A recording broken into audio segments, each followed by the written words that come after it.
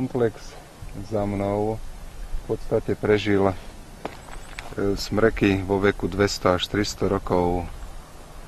Prežili aj vietor z 19. novembra 2004.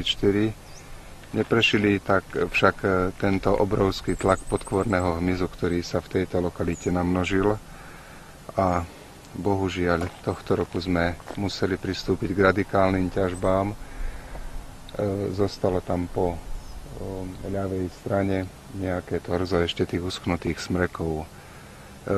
Dnes je príroda vyfarbená ozaj veľmi krásne. Tie červené buky však na jar budú mať peknú zelenú farbu. Tento smrek, ktorý je najskôr červený, teraz už šedivý, ten už zelený nebude nikdy.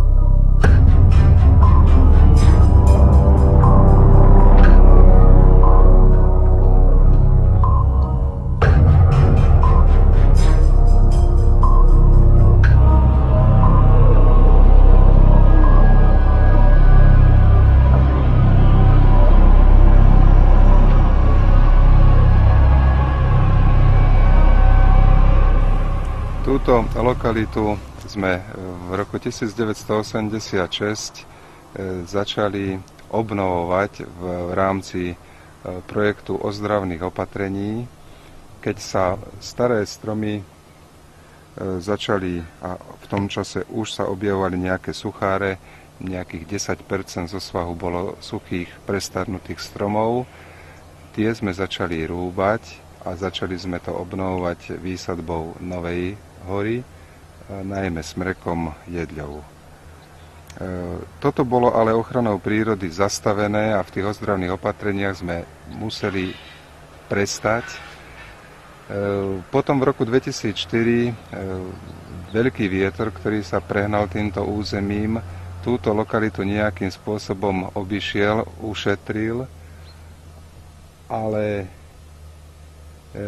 nedokázal sa ten svah udržať, ten prestarnutý smrekový porast o výmere temer 100 hektárov, obrovskému tlaku podkvorného hmyzu, ktorý sa namnožil do takého rozsahu, že v priebehu mesiaca v roku 2008 celý komplex očervenel, opadlo ihličie a museli sme pristúpiť k takto radikálnej ťažbe, s tým, že na budúci rok nás čaká ešte dorúbať tam ten ľavý kút.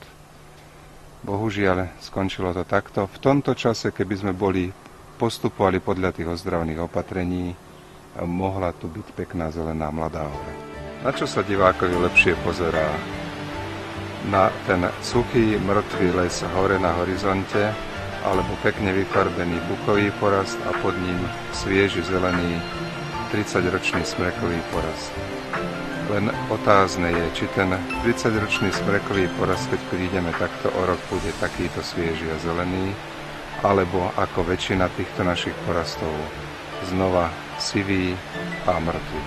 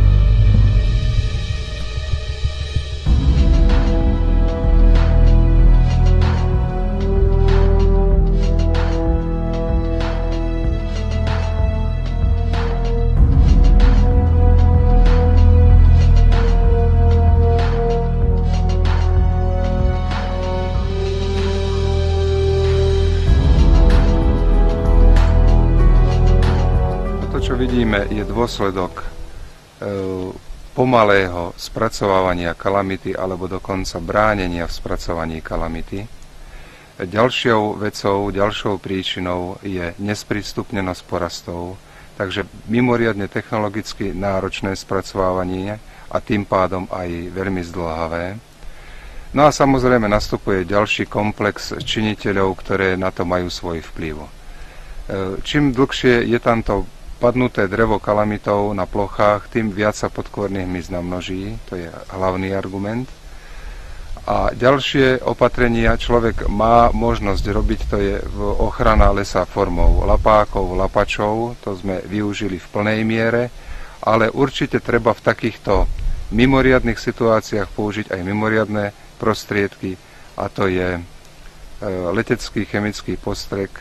Nie 20 krát za rok, ako sú aplikované na naše jablká, ale možno 1 krát ročne, ale každý rok, možno po dobu 3 rokov.